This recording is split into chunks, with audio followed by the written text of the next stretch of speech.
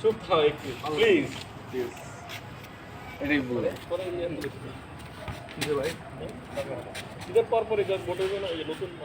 ক্রীড়াঙ্গনের দর্শন, শেখ হাসিনার উন্নয়ন, শেখ হাসিনার উন্নয়ন, ক্রীড়াঙ্গনের দর্শন।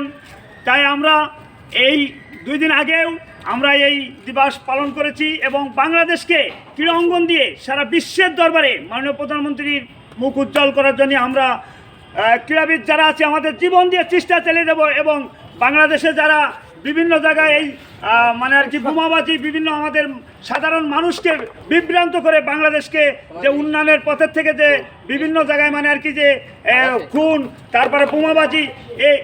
এই ধরনের লোক যারা আছে তারা যেন অবশ্যই সতর্ক হয়ে যায়। আমাদের বাংলাদেশে প্রত্যেকটা গরিব দুঃখী নিয়ে যেমন রমজান মাসে আমরা একই প্লেটে ইফতারি করতে পারছি, এইভাবে যেন মাননীয় প্রধানমন্ত্রী মুখ উজ্জ্বল করার জন্য আমরা গরিব দুঃখী সবাইকে নিয়ে আমরা যেন